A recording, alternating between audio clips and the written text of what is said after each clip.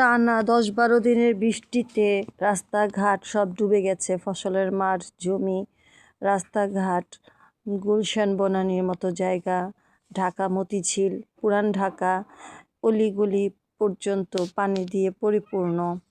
Drainage line অনেক জলাবদ্ধতা হয়ে আছে, পয়ঃনিষ্কাশনের ব্যবস্থা হচ্ছে না। একে তো মেট্রো রেলের বানানোর জন্য অনেকগুলা বায়ু দূষিত হয়েছে এবং ড্রেনেজ লাইনগুলো সম্ভবত ওইগুলোর কারণেও বদ্ধ হইতে পারে।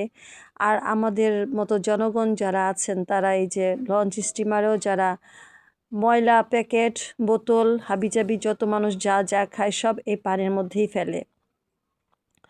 আমরা চিপসের প্যাকেট খাই, ফেলি কোথায়? রাস্তায়। বাদামের খোসা হোক, যে কোনো আবর্জনা হোক, সেগুলো সব রাস্তায় ফেলি।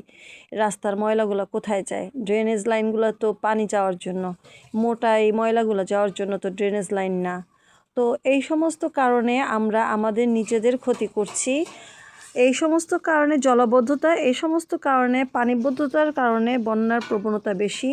এবং আমাদের জমি যেহেতু নিচু জমি, আমরা আমাদের বাংলাদেশটা, তো গ্রাম অঞ্চলও দেখবেন যে পুকুরে ঘাটে বিভিন্ন বোতল, প্লাস্টিক, পলিথিন, আবর্জনা ফেলে রাখছে।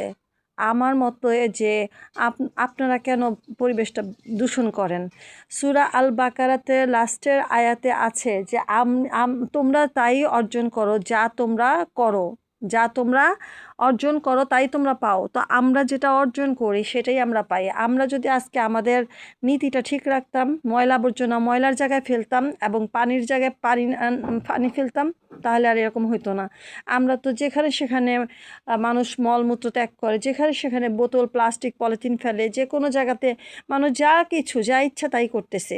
কখনো তো পরিবেশের বান্ধব হচ্ছে না।